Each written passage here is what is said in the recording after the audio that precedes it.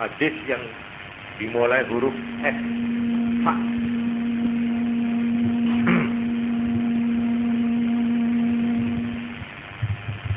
Di sini ada hadis yang dimulai dengan fa. Fatihatul kitabi ta'dilu bisulusayil Qur'an. Fatihah Qur'an. Nek maca Fatihah satu kali itu mengimbangi 2/3-nya Quran. Iya, di bagaimana itu? Orang baca Fatihah satu kali, katanya Nabi, itu sama dengan membaca 2/3-nya Quran. Jangan enak loh. Buat sampean yang sibuk, yang tidak sempat baca Quran, baca Fatihah saja. Ini loh, ini merupakan rahmat Tuhan.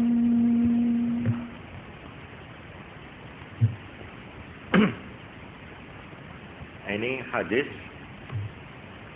dari Abd bin Humaid an bin Abbas, dari sahabat Abdullah bin Abbas yang mengatakan pahalanya orang membaca Fatihah itu sama dengan pahalanya membaca Quran 2/3-nya. Ini kalau kita lihat sepintas, masuk akal itu ya apa sih? Ya memang.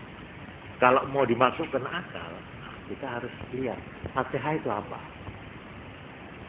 Seluruh isi Quran yang 30 juz itu diringkus dalam Fatihah, yang terdiri hanya dari 7 ayat. Jadi 7 ayat ini merupakan preambel. Fatihah itu mukaddimah, pendahuluan, pembukaan dari Quran yang tebal itu. Seluruh isi kandungan Quran itu secara padat sudah dimasukkan di dalam Fatihah yang terdiri dari 7 ayat. Memang ada salah satu segi yang perlu diperhatikan, ya, bahwa Quran itu termasuk mukjizat, artinya sesuatu yang istimewa, ya, yang membuat orang tidak mampu mengimbanginya.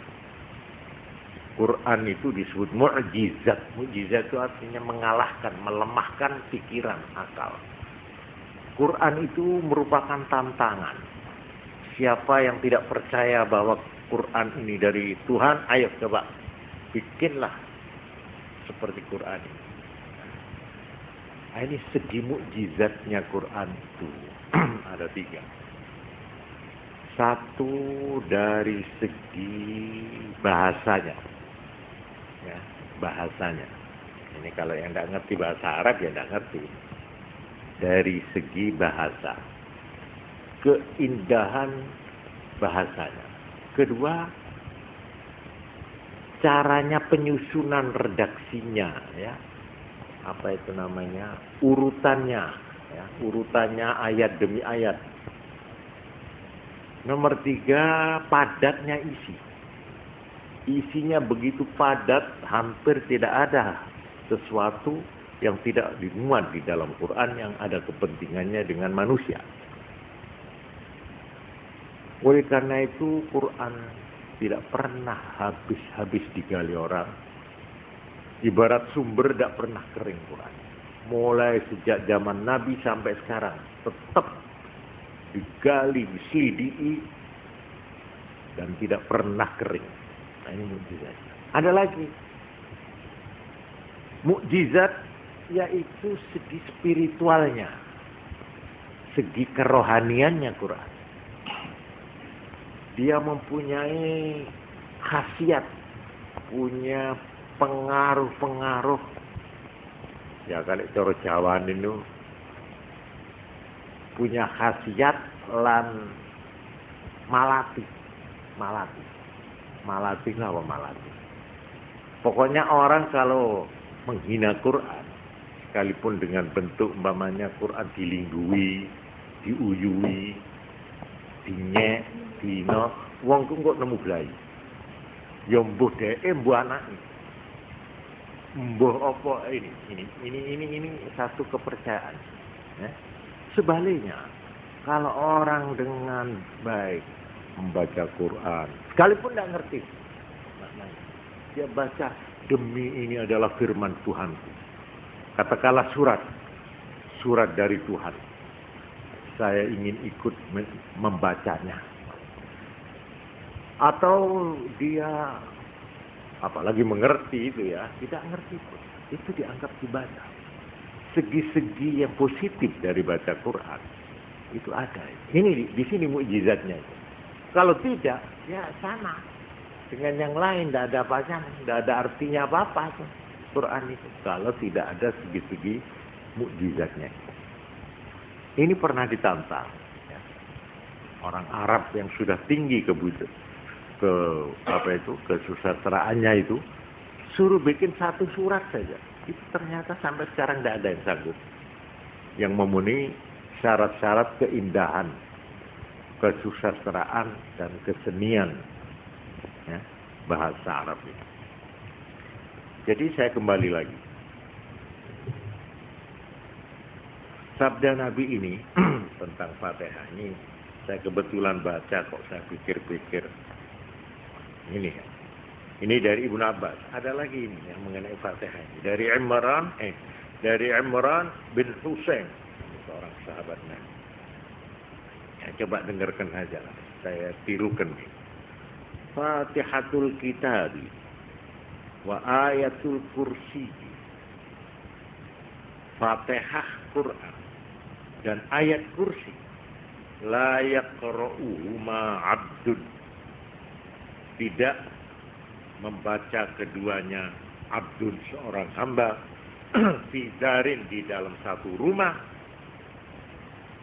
baca Fatihah dan ayat kursi di rumah, fayusibahum dzalikal yauma, kok rumah itu penduduknya terkena pada hari itu oleh ainu insin au jinnin, oleh gangguan manusia atau jin. Tidak bisa. Itu artinya orang baca Quran dan ayat kursi, ya, Fatihah dan ayat kursi itu mempunyai kekhususan.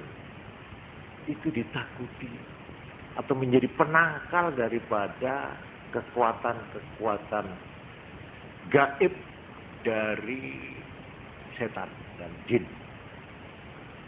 Oleh karena itu ada ini dari Abu Sa'id Al-Khudri, sahabat Nabi. Itu waktu ada orang sakit. Ini zaman Nabi itu, dia keliling. Ya, jalan-jalan sampai di satu desa, kepala desanya itu sakit sudah lama. Tidak ada obat. Nah ini si sahabat Abu Sa'id ini ada dengan teman-temannya. Terus orang yang punya rumah itu utusan, coba-coba barangkali sahabat Nabi itu bisa mengobati gitu. Terus akhirnya disilahkan. Lah ini tidak ngerti apa-apa, dungo ora iso, ini tidak iso, dan memang tidak pernah jadi apa itu, katakanlah dukun, itu tidak pernah. Tukang suwo ya tidak. Cuma dia ingat pada waktu dia disuruh maju, ini sampean mau, sebab yang paling tua itu di antara rombongan itu. Akhirnya dia lalu ingat, iya, Nabi itu pernah satu kali bersabda, Al-Fatihatu lima quri'at lah.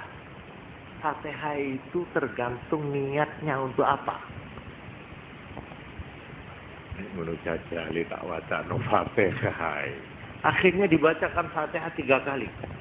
Dengan menaruh percaya pada sabda Nabi bahwa Fatihah itu berguna untuk apa saja yang dibaca untuk itu. Akhirnya setelah dibaca 3 kali, orangnya itu kok sembuh. Dan ini Ini dalam hadis yang saya baca ini. Jadi Fatihah itu sampai Kanjeng Nabi malah di sini saya menemukan di sini, yaitu dari sahabat Abu Sa'id Al-Khudri ceritanya ini.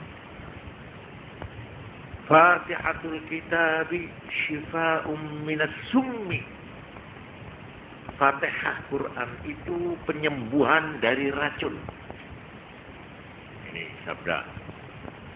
Ada lagi Fatihatul kitabi syifa'um min kulli da.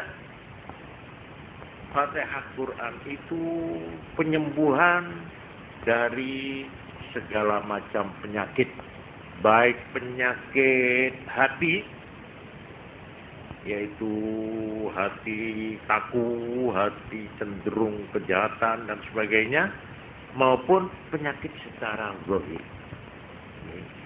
Hal-hal yang begini ini memang kadang-kadang sukar dicernakan oleh kita yang sudah berpikir secara ilmiah atau secara wissenschaftlich, secara ilmu pengetahuan.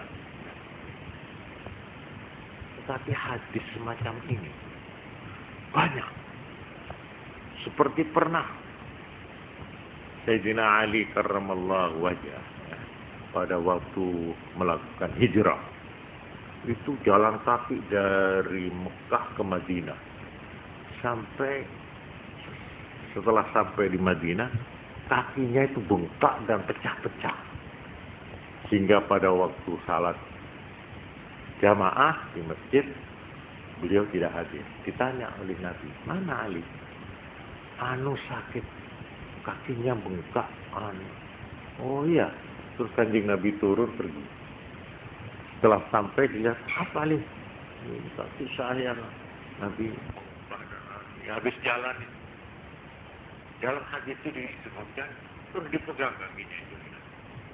Nabi terus entah baca apa yang dibaca, terus disebul ke tangannya, terus jebres kakinya. Nah, kok sembuh? Ini hadis yang semacam ini banyak, tunggali. Tapi ini bukan propaganda untuk menyaingi dokter, bukan. Tapi ada satu hal-hal yang petunjuk agama itu, apabila kita amalkan dengan penuh kepercayaan, itu memang kita kenyataannya itu memang terasa. Dan ini sudah berlaku lama ini. Apa ini bisa disebut pengobatan tradisional apa bagaimana, tidak ngerti saya itu. Tapi ini sudah berlaku lama ini. Orang yang kejinen, coba serahkan dokter, barangkali dokter angkat bahu, angkat tangan. Bisa kalau mau kejinen, kesurupan, paling ini apa ini urat syaraf, begitu nanti lain memang. Padahal ada itu penyakit yang ditimbulkan oleh gangguan-gangguan itu. Oh, ini dibuktikan dengan ilmiah sukar, ya. Tapi kalau sampean lihat kejadian-kejadian di kampung-kampung, itu memang tidak bisa dibantah itu. Ada itu kenyataan orang yang kesurupan, yang diganggu, macam-macam bayangan dan sebagainya, mimpi-mimpi yang buruk dan sebagainya. Dan saya kembali lagi kepada Fatihah yang mempunyai pahala demikian itu. Di sini ada lagi Fatihatul kitabi tujzi ma la yujzi syai'un minal Qur'an. Fatihah Quran itu, pembukaan Quran, mencukupi apa yang tidak dicukupi oleh sedikit pun dari yang lain dari Quran. Oleh karena itu, menurut Imam Syafi'i, orang sembahyang itu kalau tidak baca Fatihah, ya, itu tidak sah, tidak mencukupi. Sekalipun dia menghabiskan Quran 30 juz, tapi Fatihahnya tidak dibaca, tidak cukup. Tapi sebaliknya, kalau orang itu sembahyang baca Fatihah, tidak usah baca Quran yang lain, cukup. Ini memang menurut Imam Syafi'i begitu, ya. Imam Syafi'i wajib Memang ada yang mengatakan tidak wajib, yaitu Imam Maliki dan Imam Hambali. Baca Fatihah dalam sembahyang itu sunnah. Tapi Imam Syafi'i wajib. Karena ada sabda Nabi yang menurut beliau hadis ini kuat sekali, yaitu apa? La salata liman lam yaqra'ul Fatihah, atau mana? Tidak ada salat bagi orang yang tidak membaca Fatihah, jadi wajib. Tapi katanya Imam Maliki, oh bukan begitu artinya itu. Bagaimana? Tidak sempurna sholat seseorang kalau tidak baca. Jadi tidak sempurna aja. Jadi itu sunat. Ya itu soal penilaian atau penafsiran ahli-ahli hukum agama.